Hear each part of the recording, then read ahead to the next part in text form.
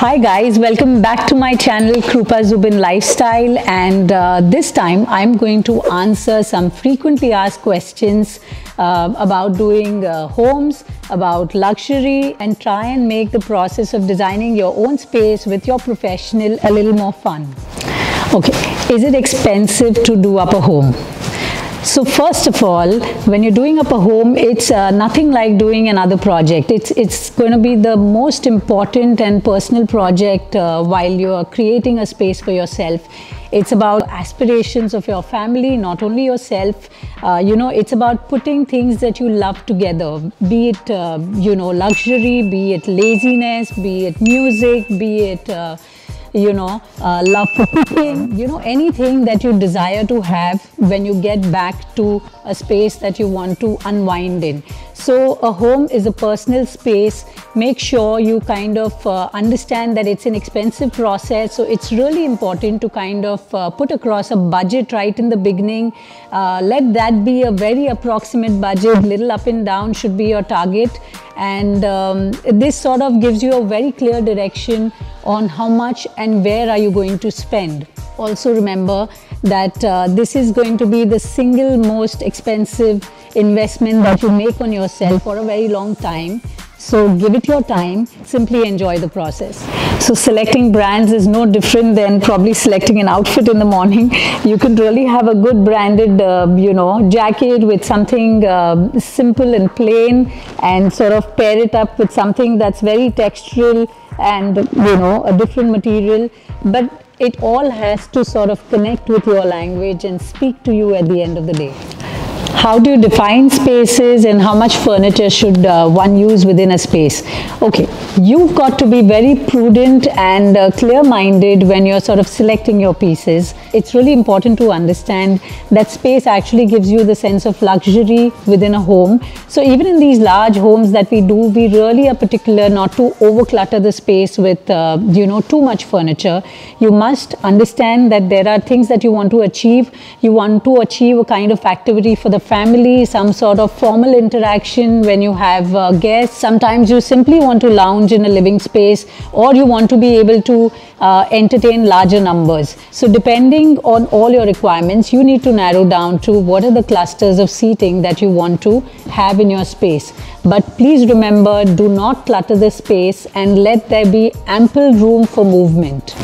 So this doesn't mean you have to be minimal. It simply means that you have to have meaning in the kind of seating that you're having, and you have to create a sense of engagement, and principally do not clutter the space while you do so. So how do you select art for your home? Now art is a very personal journey. I always feel that any piece of art that you put within your space must really connect with you. It's about looking at the piece every day and enjoying the moment that you spend across the piece, and so you have to understand that housewarming gifts don't have to make it as a part of your display if they don't connect with you. Also, you need to understand that you need to nurture your love for art. So if you're into ceramics, for example, you can have a lovely console with a collection of your ceramics just laid right in front of you, and you can create an alternative backdrop with it, which can be a lovely wall finish, or an acrylic or a canvas painting. Also, if you're into flowers, I would suggest that you can create stands at different heights, layer them up with some things and make different arrangements, have some very unique sculptures paired with them. So I think it's a journey. Please try and enjoy it. So should one invest in smart homes? It's really important to learn a little bit more about smart homes and make them work for you. Again, don't get carried away with smart homes as just a very stylish feature. There are larger homes that we do wherein smart homes are a necessity and not simply a luxury.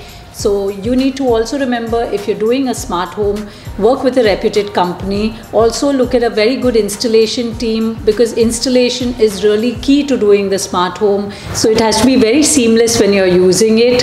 So clearly learn more about it and make it work for you. You can always decide on the extent or the number of rooms that you use the smart technology in, and keep it limited to people who are comfortable using such a technology. So multi-room audio systems are extremely easy to use. I would highly recommend that you do a little bit of reading on that and decide on the brands that you would like to sort of use and enjoy. Expensive audiophile speakers are not for you if you do not have the space and time to sort of enjoy the nuances that these brands advertise. If you are merely beginning and indulging into music, try bookshelf speakers, to sort of begin the journey, and with time you can sort of invest in something that's a little more superior.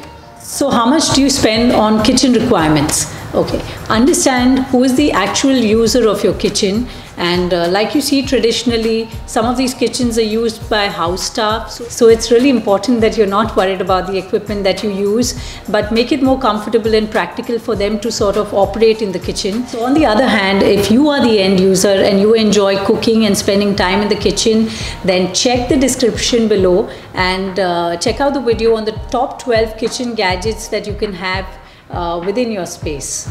So how important are living room arrangements? I can tell you personally, because I am in my living space. So your living room must encourage slow living, because that's almost something that's become a necessity during the times of the pandemic, where we sort of spend a lot of time in the space. So if the space permits, I would always recommend that you have a formal living area and you have an informal living space. So be open to sort of having smaller corners, like a corner where you can probably enjoy a view, somewhere where you can just kind of read a book or listen to good music. At the end, try and personalize the space as per your requirement. So why should you buy expensive pieces only because you can? Now, when you're doing up a home, you must remember that no matter you're buying appliances or furniture or any sort of accessories, these are going to be things that you're not going to change for a very long time. And so it's important to get the right quality, and also quality comes at a price. So when I look at quality, I also look at longevity of the product. So it's important to realize it's not about numbers within a home. It's about buying the right few pieces and creating the kind of comfort and impact that you want to at the end of the day. So always remember, luxury within a home has to be comfortable. If it's not comfortable, then it isn't luxury meant for your home. So what's more important, time, quality, or budget? To me, they're the different sides of the same coin. The coin has more than two sides, but what I mean is that all three are equally important. Quality is paramount to us as a practice, but regarding the budget and the time, it's really important to have that clarity right from the very beginning. So how do you define luxury within a home? Luxury is a state of mind, really, and it's very subjective to the end user and to the space that you're designing. At the end, luxury is not about abundance, it's about the necessity, and also it's about having a planned aspiration and achieving that through the design process into your home. So the very basic beginning of luxury is to use the space well, and it all begins with planning well. So the last and final question, is it necessary to hire a designer? Of course it is, because you are taking a designer not only for the point of execution, but also for the years of experience and the kind of refinement that a designer can get on board during the execution process and the design process. A very simple example, when you want to do a surgery, you want to go to the best affordable surgeon for the same. So just remember, when you are sort of designing a luxury home, try and understand your budget and your requirement, and then approach the right designer doing that kind of work to sort of add great value to your design process. And always enjoy doing your home with the design team that you get on board for your project.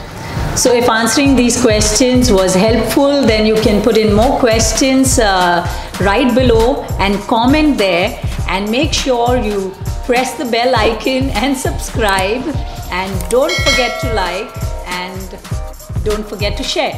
See you again next week on Krupa Zubin Lifestyle.